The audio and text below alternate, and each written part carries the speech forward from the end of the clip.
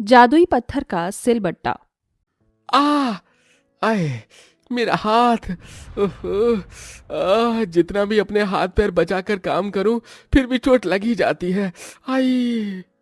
इतना बोलकर श्याम एक कपड़े का टुकड़ा लेकर अपने हाथ पर बांध देता है और उसके बाद फिर से पत्थर तोड़ने लगता है।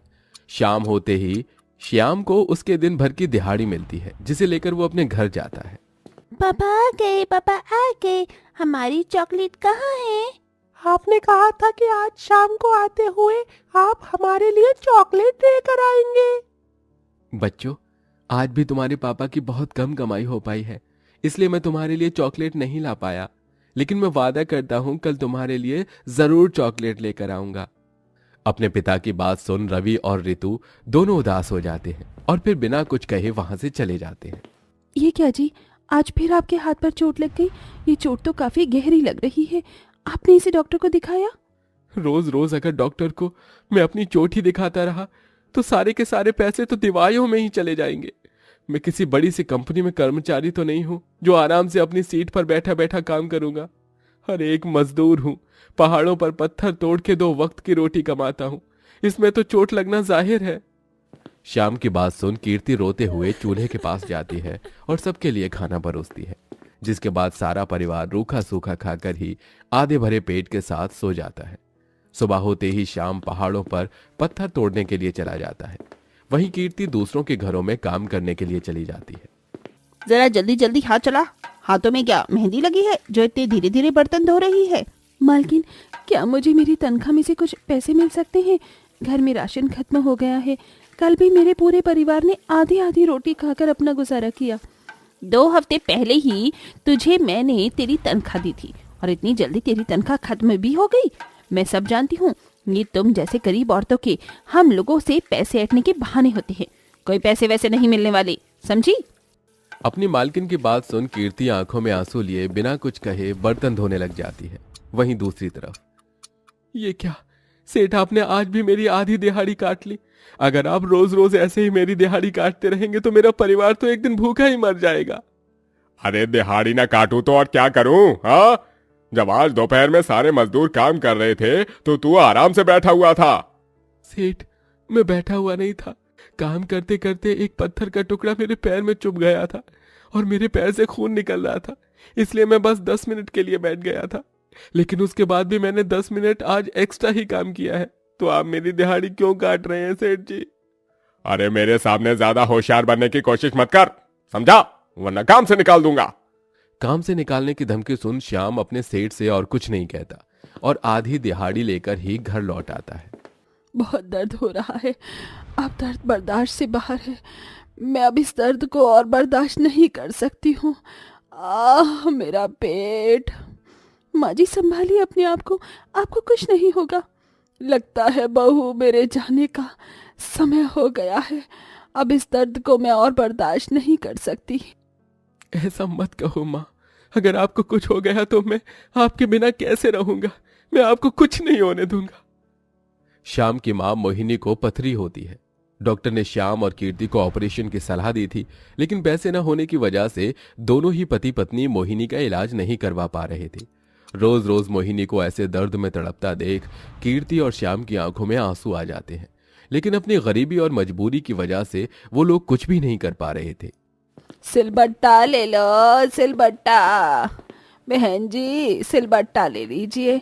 भाई साहब, आप तो सिलबट्टा ले लीजिए। लगता है आज भी कोई सिलबट्टा नहीं खरीदेगा और मुझे भूखे ही सोना पड़ेगा। ये कहते हुए वो बूढ़ी अम्मा सिलबट्टा बेचने की कोशिश करती है, लेकिन कोई भी उस बूढ़ी अम्मा से सिलबट्टा नहीं खरीदता। भरी धूप में खाली पेट बैठने की वजह से उस बूढ़ी अम्मा को चक्कर आने लगता है और वो बेहोश हो जाती है, जिसे वहां से गुजर रही कीर्ति देख लेती है। कीर्ति जल्दी से उस बूढ़ी अम्मा के पास जाती है और उसे होश में लाने की कोशिश करती है। अम्मा उठिए, आप ठीक तो है ना? बेटा, सर घूम रहा है, चक्कर आ रहे हैं। 3 दिनों से कुछ भी नहीं खाया है। मैं अकेली बूढ़ी औरत सिलबट्टा बेच बेच कर अपना पेट पालती हूँ, लेकिन अब तो लोगों ने सिलबट्टा खरीदना ही बंद कर दिया है। आप यहीं रुकिए, मैं भी आती हूँ। कीर्ति जल्दी से अपनी घर दौड़ती हुई जाती है और घर में रखी प्याज और रोटी लेकर उस बूढ़ी अम्मा के पास आती है। अम्मा, मेरे पास खाने के लिए इस प्याज और रोटी के अलावा कुछ नहीं था। इसे खा लीजिए, इसे खाकर आपके शरीर में थोड़ी ताकत आ जाएगी। बिटिया, अब इस उम्र में कुछ भी सूखा गले से निकला नहीं जाता। मेरे पास ये 2-4 हरी मिर्च और धनिया है, इन्हें तो इस सिलबट्टे पर पीस कर मेरे लिए चटनी बना दे। कीर्ति जल्दी से हरी मिर्च और धनिया सिलबट्टे पर पीसती है और चटनी बनाकर उस बूढ़ी अम्मा को दे देती है, जिसके बाद वो बूढ़ी अम्मा पेट भरकर रोटी प्याज और चटनी खाती है। वहीं कीर्ति भी अपने घर आ जाती है। वो बूढ़ी अम्मा कीर्ति के घर से थोड़ी ही दूरी पर सिलबट्टा बेचती थी, जिसके चलते जब भी उस बूढ़ी अम्मा को जब भी प्यास लगती तो वो कीर्ति के घर पर पानी मांगने के लिए आ जाया करती। ऐसे ही समय गुजरता रहता है और एक दिन, बिटिया, घर में कोई है क्या? अरे अम्मा, आप आइए आइए। बेटा, आज भी किसी ने सिलबट्टा नहीं खरीदा। कल रात से मैंने कुछ नहीं खाया है, कुछ खाने को मिलेगा क्या? घर में तो सिर्फ एक रोटी और थोड़ी सी सब्जी बची है, वो भी मैंने मेरे लिए रखी थी। मैं तो एक समय की भूख बर्दाश्त कर सकती हूँ, लेकिन अम्मा कैसे करेंगी? एक काम करती हूँ, इन्हें ही वो सब्जी और रोटी लाकर दे देती हूँ। कीर्ति उस बूढ़ी अम्मा को अपने हिस्से की रोटी सब्जी लाकर दे देती है और बूढ़ी अम्मा रोटी सब्जी को खा लेती है।